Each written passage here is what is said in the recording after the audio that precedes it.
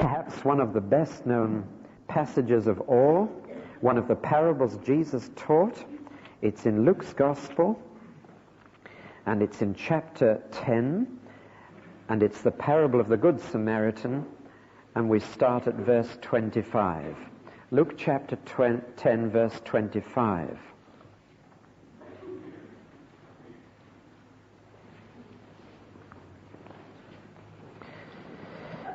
And behold, a lawyer stood up to put him to the test, saying, Teacher, what shall I do to inherit eternal life? And he said to him, What is written in the law? How do you read? And he answered, You shall love the Lord your God with all your heart, and with all your soul, and with all your strength, and with all your mind, and your neighbor as yourself. Jesus said to him, You have answered right. Do this, and you will live. Now, if it were as simple as that, wouldn't it be delightful? It's all you've got to do.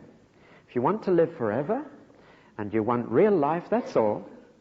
Just love God with all your heart and soul and mind and strength, and love your neighbor as much as you love yourself. Simple. Or is it? Lawyers like to have it a little more defined than that, and lawyers want to know exactly what words mean, and they're always arguing over the meaning of words. And it's interesting that he seems to have had no difficulty with loving the Lord with all his heart and mind and soul and strength, presumably, because he didn't ask about that one. But he said, well, now let's just have a definition of neighbor, because that could mean anybody. You tell me who I've got to love. And he, desiring to justify himself. Now notice that phrase, terribly important. It means to put himself in the clear, to put himself in the right, to get on the right side of the law. He, desiring to get himself in the clear, said, Who is my neighbor? Who am I supposed to love like myself? And Jesus replied, A man was going down from Jerusalem to Jericho, and he fell among robbers, who stripped him and left him, and beat him and departed, leaving him half dead. Now by chance a priest was going down that road, and when he saw him, he passed by on the other side. So likewise a Levite, when he came to the place and saw him, passed by on the other side. But a Samaritan, as he journeyed, came to where he was, and when he saw him, he had compassion, and went to him and bound up his wounds, pouring on oil and wine. Then he set him on his own beast and brought him to an inn and took care of him. And the next day he took out 2 denarii, that would be 2 days' wages, and gave them to the innkeeper, saying, Take care of him, and whatever more you spend, I will repay you when I come back. Which of these 3 do you think proved neighbor to the man who fell among the robbers? He said, The one who showed mercy on him. And Jesus said to him, Go and do likewise. In other words, if you ask the question, who is my neighbor? The answer is, you are. Do you understand?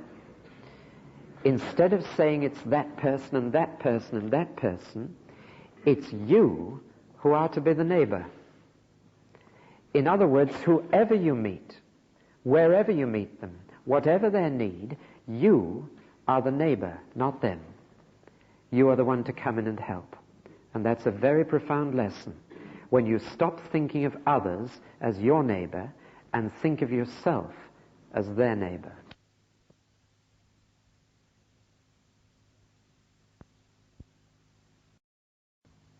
Paul, writing to the Galatians, chapter 6 and verse 10, says this, So then, as we have opportunity, let us do good to all men, and especially to those who are of the household of faith.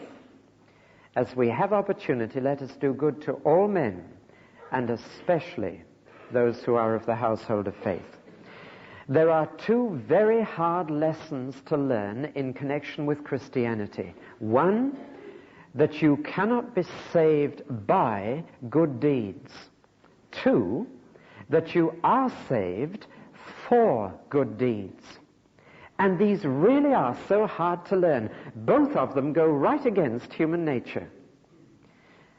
Take the first. There is the complication that Christians do not have a monopoly of good deeds.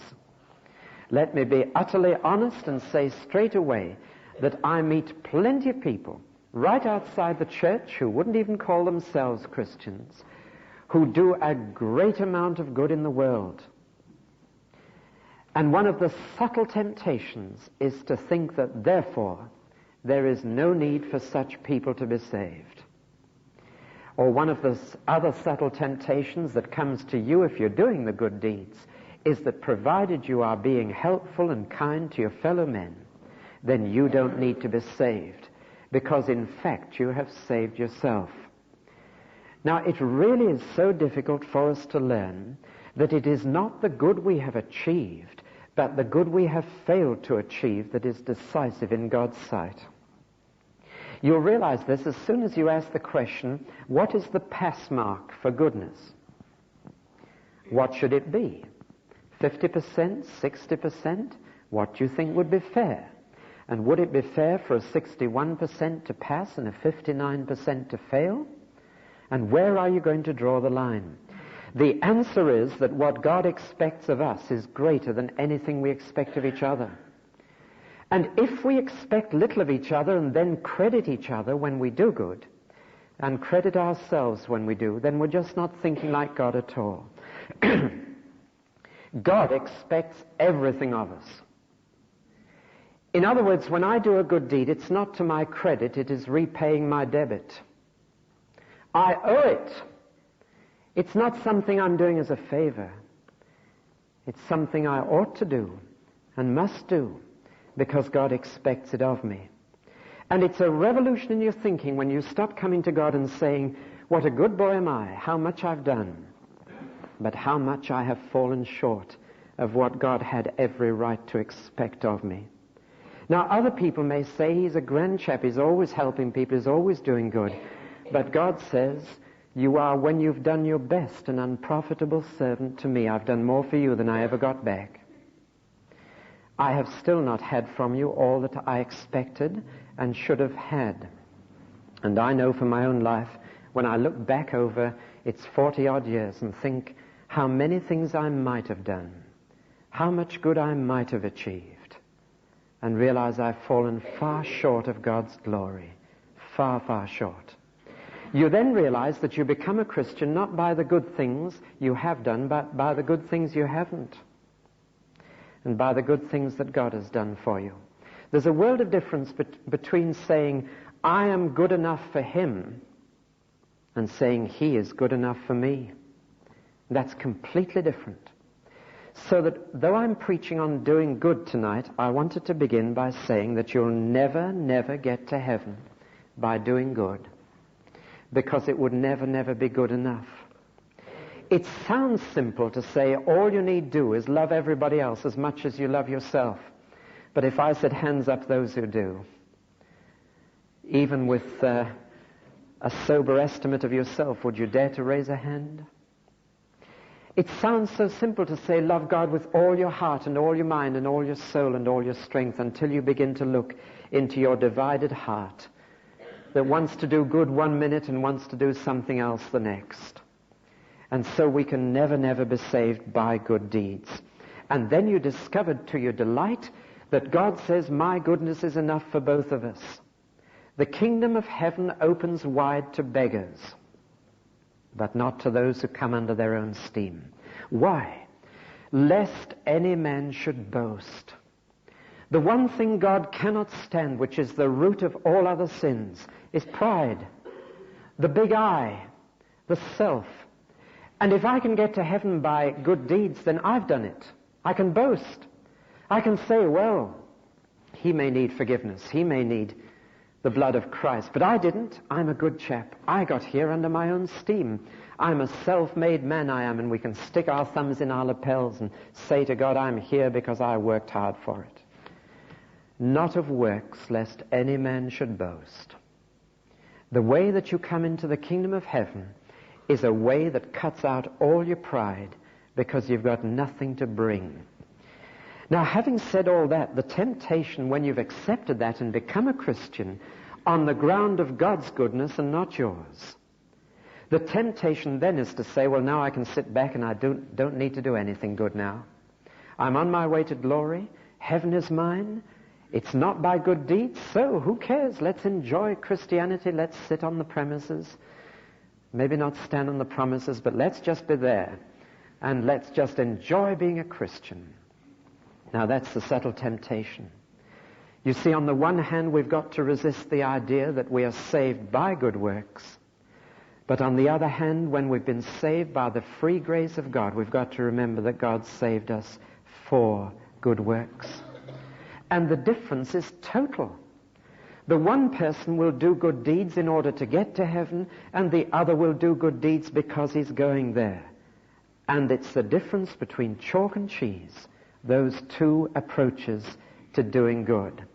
You see, when I'm taken to heaven, when I'm saved, when I become a Christian, I've become a follower of the Lord Jesus. And we're told in the Bible that the Lord Jesus was a do-gooder. He went about doing good. Don't ever allow the word do-gooder to become an insult. It's a great compliment that a person is a do-gooder. That's what we're called to be. And the Lord himself said, I will tell you how I think of social grading. At the top of society are the servants. And at the bottom are those who are waited on. That was his thinking. Those who do good to others are right at the top. The servants. I didn't come to be ministered to, he said. I came to minister. I didn't come to earth to have people do things for me. I came to do things for them. And on the last night in which he was betrayed, he not only took bread, he not only took wine, he took a towel. And he hung it around his waist, and he knelt down and he scrubbed feet. That's a menial task in this country, but in the climate of the Middle East, that really is a task. And it was reserved for the lowest slave of all. Even the upper slaves wouldn't wash feet. But Jesus said, this is what I've come to do. You call me Lord and Master at the top. Yes, you're right. But I am also your servant. And that's the way it's got to be.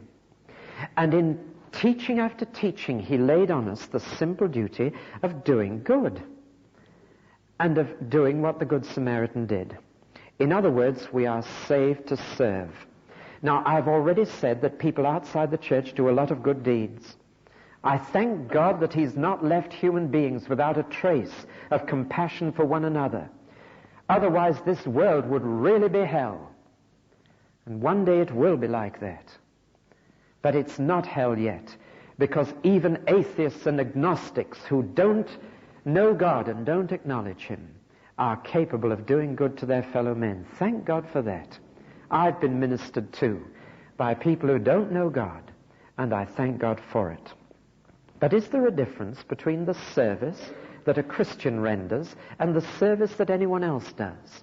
They may both go and scrub someone's floor. They may both go and dig someone's garden. But is there a difference? There are three profound differences. Number one, motive. Why do they do it? You could do it, of course, to please yourself, for your own sake. A lot of people do good for that. One dear lady said to me, well, whenever one of my neighbors is in trouble, I'm first in to help him, because you never know when you'll need help yourself. Now, she was absolutely honest. She was betraying her motive. It was real, and it was a kind of mutual insurance. And many people do good for precisely that reason. For you never know when you may need help yourself. So pay up the insurance, and then when the tragedy comes, you'll be helped. There are others who do it to please others. Not to help themselves at some future date, but genuinely to help their fellow men. I take my hat off to every humanist who is sufficiently altruistic in his motives to want to help men simply because they're men. But shall I tell you why a Christian does it? To please the Lord. And to please the Lord is a deeper motive than to help someone else or to provide for your own needs. A Christian and an unbeliever may both do exactly the same good deed, and one's doing it to please the Lord, the other's doing it to help men. And there's a difference of motive. Now the second difference. is a difference in the direction in which the goodness goes. Now, a Christian will help anybody, or I hope he will. He should. He's told to do good to all men. But in every Christian's mind, there is always an especially those who are of the household of faith, the people of God. And while the circle of his help will be as wide as the world, there is a special circle within that for the people of God. And that will be a difference. The unbeliever doesn't have a special concern for God's children. And the third difference will be in the scope of the help. Now, this comes out so clearly at a funeral. I have gone back sometimes after a funeral to a home for the tea, and when you get a mixture of people there, some of whom are Christians and some of whom are not, it's quite striking to see the difference of the scope of the help that can be offered. After muttering the usual cliches, the unbeliever invariably seizes the opportunity to give some practical help and get the tea ready and run around and do things. The believer is able to help at a very deep level, where all the trite cliches of humanism have nothing to offer. The believer is able to say something much more. Why? Because a believer can help a man's soul. Not just his body and his mind, but his soul. When you look at those people in need, do you just see bodies? We're accustomed now to these horrifying photographs of little children, skin and bones, wandering the face of the earth. You've seen these on your telly and in the magazines and newspaper advertisements. But when you look at them, your heart immediately says, oh, if one could help their body. But you know, when a Christian looks at those, a Christian thinks there's a little child being rushed into eternity. A child that has a soul, as well as a body. Who's going to do something about that? In other words, the breadth of your help is going to be much, much deeper. You not only help the body and the mind, the Christian wants to help the soul. Archbishop William Temple was a great Christian, and he wrote a very fine devotional commentary on John's Gospel. And as he worked through it day by day, he would write his own notes about what he'd read. And he came to this phrase in chapter 1. It's the phrase where a brother brings his brother to Jesus. And it says this, and he brought him to Jesus. And Archbishop William Temple wrote this in the margin: the greatest service that one man can ever render to another. What's the greatest service you can render to someone? To lead them to Jesus. Nothing bigger you can do than that, and that's a thing the atheist can't do. It's a thing the agnostic can't do. The unbeliever can't begin to help his fellow men to find forgiveness. But the believer can. Now let's look at our text, and I've got 2 points for my sermon tonight. That must be a record. But here's point number 1, do good to all men, and point number 2, especially to those who are of the household of faith. So let's look at these 2. Do good to all men. No qualifications, no limits of age, race, class, color. No limits. And that's where the Christian must draw his circle. And he must be ready and willing, as he has opportunity, to help anybody. That's a terrific challenge. Now, I'm going to mention 3 channels. I'm getting more points already, but 3 channels of help to all men. And a Christian must, I think, be engaged or involved in all 3. Number 1, personal help. One person helping another. And this is why I read that lovely story of the Good Samaritan. The man said, you tell me who my neighbor is and I'll love him. If you tell me that it's 2 neighbors this way and 2 neighbors that way and 4 over the road, I know where I am. I can begin to love my neighbor. But Jesus turned it right around and he said, you are the neighbor. And anybody you meet, you are called to be a neighbor to them. Your neighbor is not the man living next door. He may be a foreigner. He may be a Samaritan. He may be a Jew. Maybe anybody. But you are to be a neighbor to them. One of the most challenging things I ever heard was about a student in Glasgow in a theological training college. And during his training, he would vanish every other afternoon, or no, it was twice a week, I think, something like Tuesdays and Fridays afternoons. He would vanish from the college for about 2 hours, and then he'd come back. And the students tried to find out where he went. All sorts of rumors flew around. The main one was that he'd got a fiancée, and the college principal didn't approve of students getting engaged, and so they thought he was meeting her on the quiet somewhere in Glasgow. But the rumors flew round, until finally the students got so curious they decided to follow him without his knowledge, and they followed this student by name of Evans, and they went along this street and along that and down the other. He came to one of those tall blocks you see in Glasgow. They're rapidly disappearing, fortunately, but you know the old blocks I mean. And he climbed the stairs, and he used to go into a little flat there to an old lady, bedridden. And he would spend 2 hours scrubbing the flat, cooking her meals, and leaving everything ready. Then he just slipped back to his theology. Something about that that's Christ-like. He didn't want anybody to know. He wouldn't tell them. He was doing it simply to please the Lord. There was a need that he'd heard about, and he went and did it. Personal help. Only in the day when all things are revealed will the amount of personal help like that be revealed. It was one of my lovely experiences in life when I was ordained to the ministry to have that man's hands on my head. He's now in his 80s, and he's still doing this kind of thing. Wonderful men. Now, Christians have no monopoly on this, I know, but we are to have this at least. Whoever else has it. And if I may say, in a place like Guildford, the needs that are crying aloud to be met are not necessarily physical needs. In this sophisticated community, in this affluent society, some of the greatest needs of our fellow men and women are mental and emotional. Loneliness is rife in this place. People who are lonely, often because of their own fault, their own shyness, their own withdrawal, their own inhibitions, their own feelings about what others think. But there's a desperate need. And it's the sort of work that is demanding and exhausting, but it's there to be done. There are individuals in Guildford who may not need their floor scrubbing or their garden digging, though there are those who need that. But there are others who simply need someone to talk to, someone to take an interest, a home that they could drop in. Personal help. The second channel that I want to mention is the channel of social services. Now, even in this welfare state, there are many gaps still left, and these are filled by many voluntary agencies.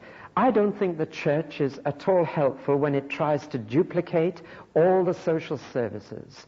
I would much rather have Christians injected into those services, bringing God's love, that extra dimension, into the social services.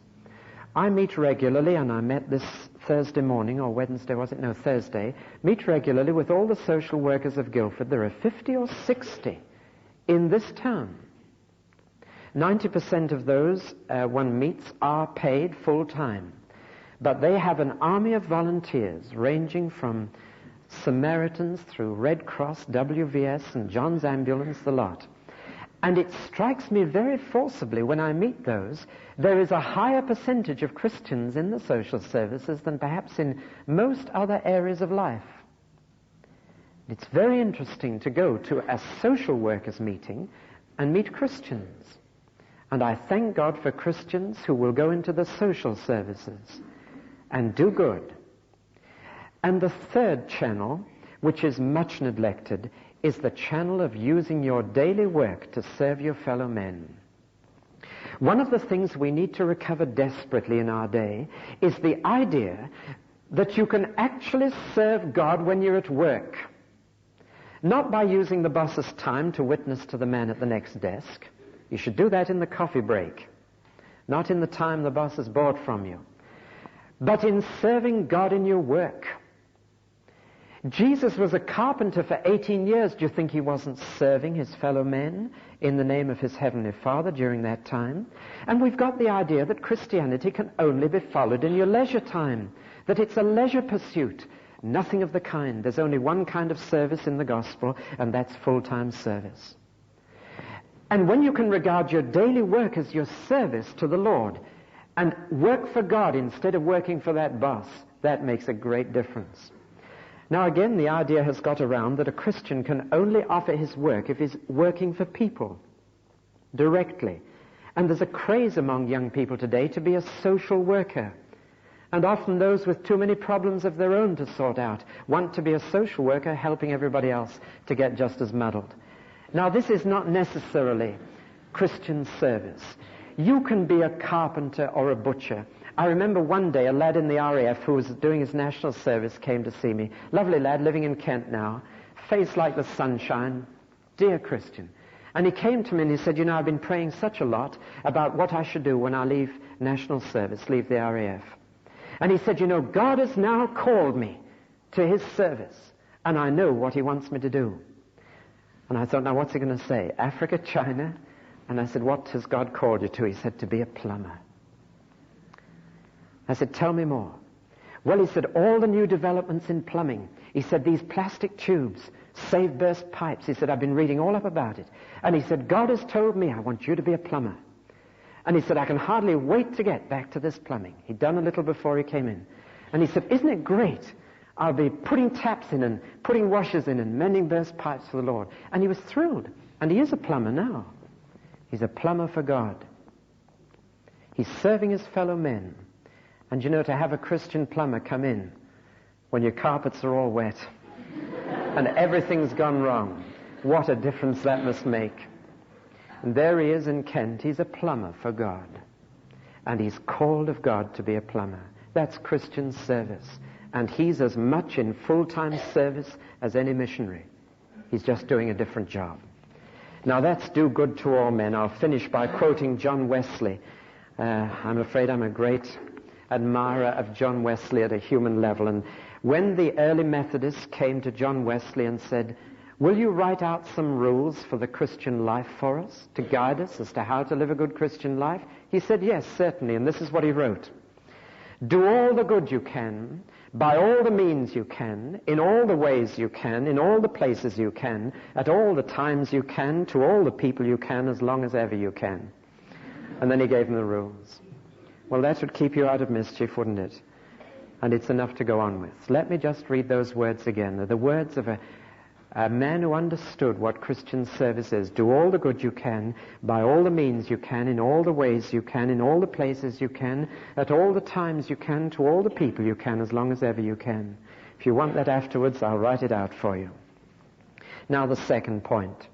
And especially to those who are of the household of faith. It is wrong to serve others and neglect your own family. And years ago I came across a case of just that, where a member of the family would do anything for anybody else and nothing at home. That's not Christian. And you not only have a physical family, you've got a spiritual family. And it is wrong for a Christian to be so busy helping the world that he never does anything for the church, especially for the household of faith. There's a need in your spiritual family for Christian service. And frankly, this is the way to feel at home in a church. If you don't feel at home in a church, it may well be because you're not serving it. You didn't come, I hope, to be ministered unto, but to minister. And it's awfully easy to choose a church to go to where you can be ministered unto. People tell me this. We're looking for a church in the area. We're going to move here. We're looking for a church where we'll get plenty of food. We're looking for a church where our youngsters will be looked after and where there'll be plenty of youth leaders to do things for them. And so they list. Sometimes my heart sinks a little because they never say, we're looking for a church where we might do something, where we can serve. But we're looking for where we can get. I'm afraid that isn't healthy. I remember going out visiting one afternoon years ago, and this is quite literally so. I went into one house, And I was shown into the front room, and the lady of the house took a dust sheet off the main chair, folded it up and said, "Do sit down," which I did very gingerly. She took a dust sheet off the other chair and sat down. It was the parlor, the front parlor, used for funerals and weddings. And I sat there, and we had a very formal conversation. She gave me a very dainty cup of tea, and I was scared stiff I'd break it. And then I went on from that house to another house. And the lady was, up to here in soap suds, and she said, "Come on in. I'm through in the kitchen." And when I got through, she pushed a tea towel into my hand and said, "You can talk to me while we do it." And I will tell you this, I felt very much more at home in the second than the first. I was doing a bit of the housework. I was part of the outfit. I was being treated as a member of the family. If you want really to feel at home in a church, then may I suggest that you ask for a job. That you say, "Give me some service to render. Let me come and maybe have a tea towel." Well, now, what is there to do in a church? I want to deal now with the question that concerns this church, because I'm often asked this question. Isn't it true that the larger the church, the less need you have of workers? And many people have said this to me. We've wondered whether to join, and we feel that there'd be much more to do in a smaller church. So we'll move on. Now, what is the answer to this? There are peculiar problems of a larger church in this matter of Christian service. I wish I had a blackboard, because I'd like to draw a graph, but maybe not all of you are graph-minded, but let me try and draw it. As the number in a church goes up and the congregation gets larger like this, which, by the way, it ought to do. A church that's not growing, I doubt if it is a church, because we're told to grow. And as the graph grows up like that, the need for certain kinds of workers tails off, quite definitely. The need for certain kinds of workers drops in proportion. But the need for other kinds of workers goes up quite sharply.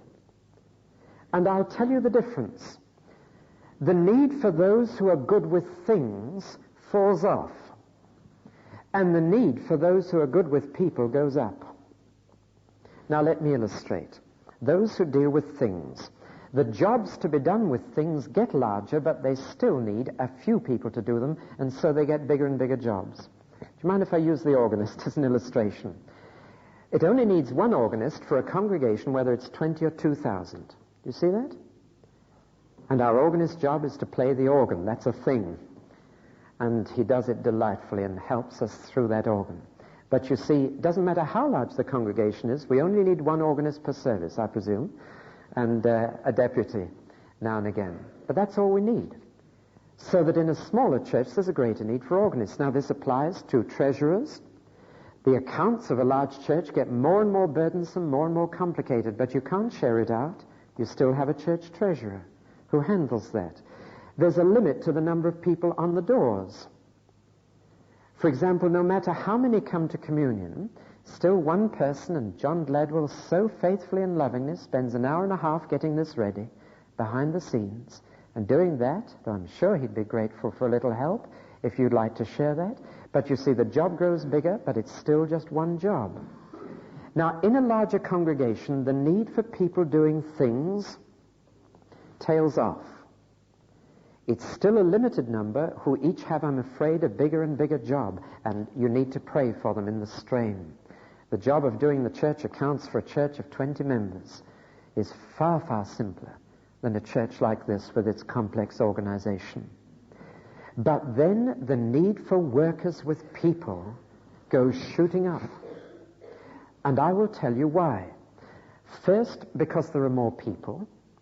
Second, because as you get more people, it becomes more and more easy for the individual to get lost in the crowd. And certainly one person can't possibly notice who's there and who's not, and when somebody is in trouble. Much more difficult. Now, you see, somebody occasionally says to me, "Didn't you see I wasn't there on Sunday?" And I don't know whether to be truthful or kind. And I have to say, well, I'm sorry, I just didn't notice. And quite frankly, during hymn singings, I much prefer getting on with a hymn rather than looking around to see who's there. But you can't notice. And therefore the need for people to notice goes up. But there's something even more. A larger congregation attracts people with problems, much more than a smaller one. A person with a real personal problem will go where there's a crowd for two reasons which are in conflict. One, that in a crowd they won't be so conspicuous, but two, that in the crowd they might find, possibly more likely to find, someone who can help them because there are more people there. And so a church that is growing draws more and more people with personal problems that need personal help and attention. And therefore the workers that we need, the service we need, are people who are interested in people. If your task is with things, then a smaller church would benefit more from your presence and contribution. But if your gift is to help people, then the larger church is in desperate need of it.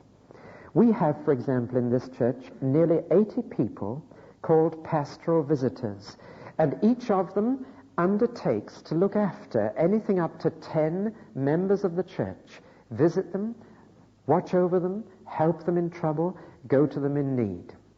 And that's the team that we have for the members. But then there are other needs. There are young people and students, people passing through, people with these personal problems coming to us. What a great opportunity to please the Lord and serve Him. We are desperately in need of people who can just give themselves to people, who don't need to wait to be told this is your job, who will just look round and see someone lonely or sad and just say, can I be your friend? Can I help? Come home for tea. We don't live far away. That's the kind of help that's needed. The smaller church is usually short of people to do things. A larger church is usually desperately short of people to help people. But it's Christian service. Now, finally, may I sum up? We live in a world of time and space, and both are factors in Christian service. First of all, as far as space goes, distance from people prevents you helping them. To take a simple illustration, there's my dear old dad up in Newcastle fending for himself. I can't go and see him. If he were within 30 miles, I could slip over maybe once a month or oftener and do it within an afternoon and just help. But distance is preventing me from being of much practical help. And the further you are from people in space, the more difficult it is to help them. May I therefore say that if you commute to church, it is more difficult to serve. Very much more difficult. The problem is this. Probably you can receive most by traveling a distance to a church. You could give most by going to the church nearest home. But in fact, you need to give and receive, so that you've got to find a happy medium. A church that's going to help you and feed you, but also a church in which you can give. And by and large, the further you travel to a church, the more you will receive and the less you will give. Space has a bit to do with it. But the biggest factor of all is time. Time. You can't help people if you don't give them time. How can you? And time is one of the shortest commodities in our world. We've all been given 168 hours in the week. I think my maths are right. And we've all got the same amount of time. And yet there are demands upon us. If we commute to London for work, there are a couple of hours of day just spent traveling. And time is one of the shortest things. There are so many things to do, things that we've got to do, and there are so many things we'd like to do. May I say that I think, and I speak personally, and I speak for you perhaps, that one of the most severe temptations to wrong use of time in our day is television.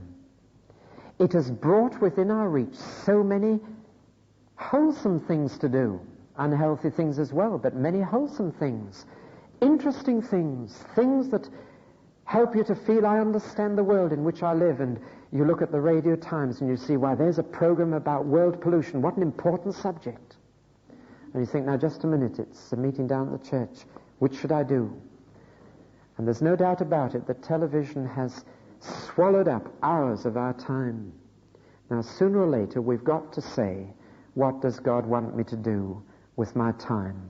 There's a place for relaxation. We all need to unwind the bow and then tauten it again. But what does God want with our time? If I'm going to serve God, then it must be full-time service. And I must ask God how much time to spend on this, how much time to spend on that, how much time to spend on people, just people. And above all, how much time to spend with God. But having said all that, have I presented this as an awful duty, as something hard? Believe me, it's the greatest privilege to serve the Lord. I wouldn't change places with anybody for all the tea in China. To serve the Lord is a great and holy privilege. When Nehemiah was getting the people of God to build the wall of Jerusalem, a wall which has now been recently excavated, and you can go and look at the wall that Nehemiah built, and when I saw those stones, I thought of a text in the book of Nehemiah. They finished the wall in how long? 52 days. Why? The people had a mind to work. They weren't just going to come and sit and listen to Nehemiah preach. They were going to work. They were going to build the city of God, and they got on with it. Each man doing his little job, building his little part of the wall. And the reward? To hear one day Jesus say, "Well done, good and faithful servant. Enter into the joy of your Lord." What's the biggest joy in life? I'll tell you. One of them is a job well done. A job well done. So that you can look back and say, that's done properly. Isn't it satisfying? And the Lord, for the joy that was set before him, went through the cross, and he knew he'd done a good job. He said, "It's finished, Lord. I've finished it. It's done properly, well and truly finished." And to get to the end of your life and be able to say, "I've finished the job you gave me to do." When I started preaching, there was a dear old local preacher, a lay preacher up in Newcastle on Tyne, and he had received a telegram of congratulation from the king, as he was then. And the telegram boy had come up his garden path and given him the telegram, and he'd opened it on the doorstep. And he'd said to this little boy, this little telegram boy, "Do you know you have carried this morning a message from the king?" And the little boy stood up and he puffed out his chest, and he went marching off down the path. He could hardly wait to get on his bike and dash back to the post office and tell the other telegraph boys, "Do you know, I've taken a telegram for the king." And that dear old man wrote to me immediately afterwards, and he said, "David, now you've started preaching, you're bearing a message for the King of Kings." Royal service. Isn't it terrific to be in the royal service, on His Majesty's service? Well done, will Jesus say, one day. You've been good and faithful. I'd rather be a doorkeeper in the house of the Lord than dwell in the tents of wickedness. I'd rather serve Him than anything. Let's pray.